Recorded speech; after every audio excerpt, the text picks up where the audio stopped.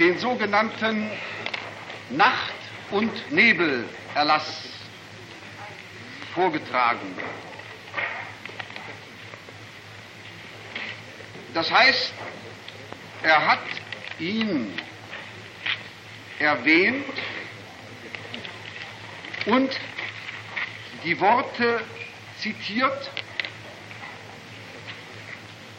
Eine wirksame und nachhaltige Abschreckung ist nur durch Todesstrafen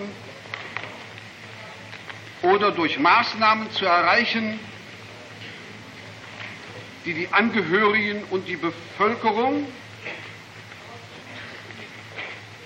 über das Schicksal des Täters im Ungewissen halten. Der Herr Anklagevertreter wird mir zustimmen, wenn ich sage, dass der Erlass L90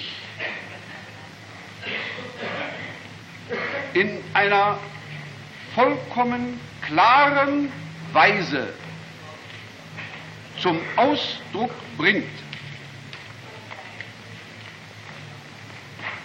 dass hier nicht der Chef des Stabes OKW spricht, sondern Hitler.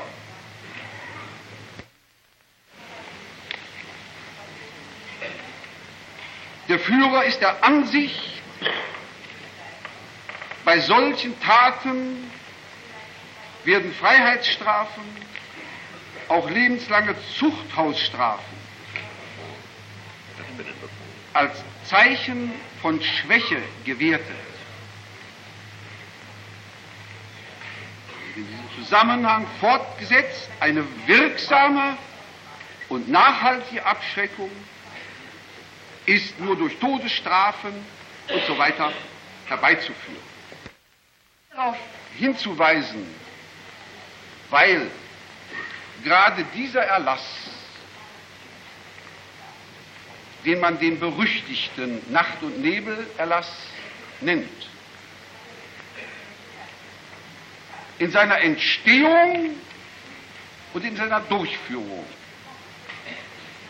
von dem Angeklagten Keitel abgelehnt wird.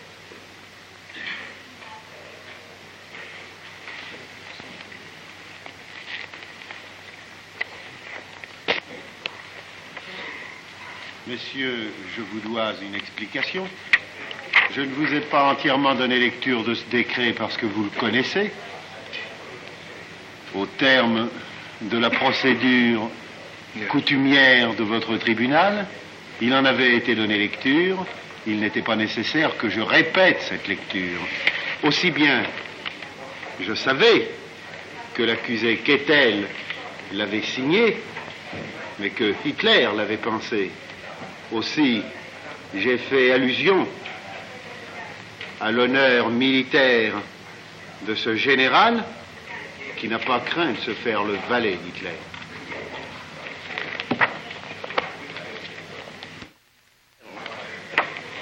And does not think that there was anything misleading in what you did.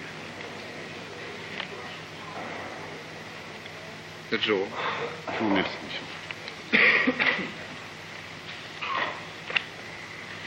Si le tribunal l'accepte, nous allons passer à l'audition d'un témoin.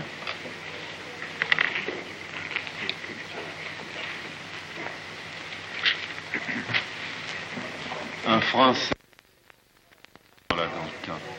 J'étais en ce moment-là à Mauthausen parce que cette scène a duré, je le répète, 18 heures.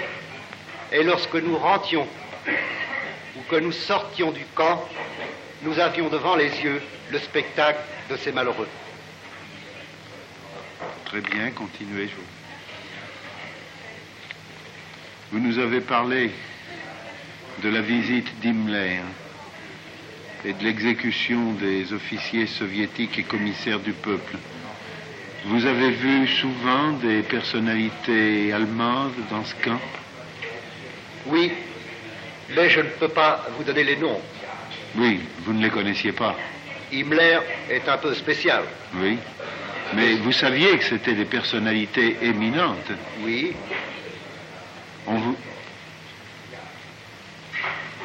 Vous saviez que c'était des personnalités éminentes qui venaient?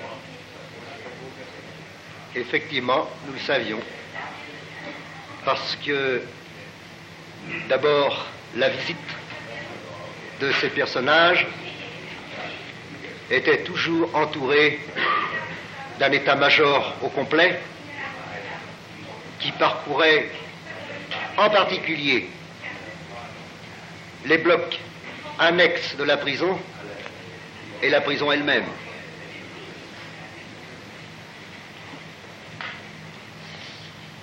Si vous me permettez, je vais continuer d'expliquer l'assassinat de ces 400 malheureux de Sachsenhausen.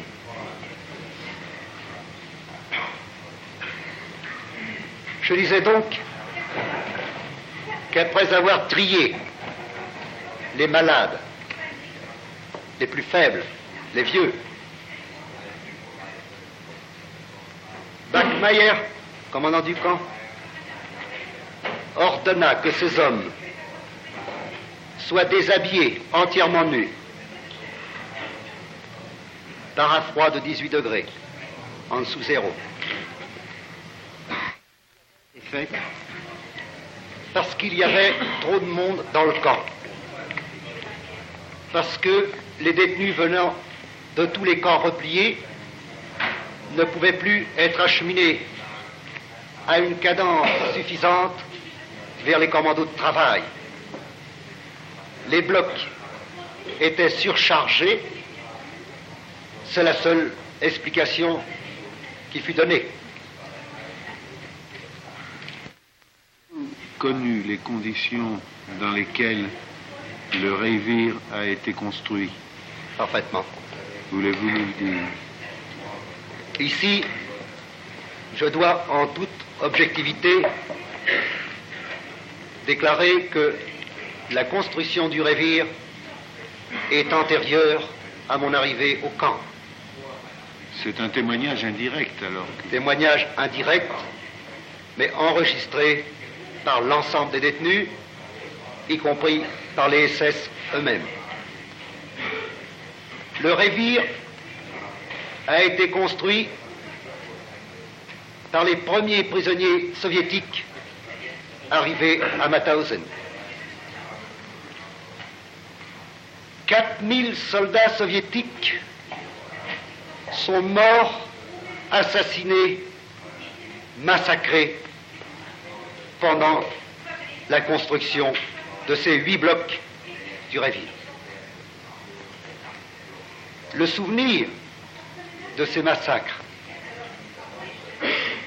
est tellement resté vivace que jamais à Mauthausen on a appelé le Revier autrement que Russenlager.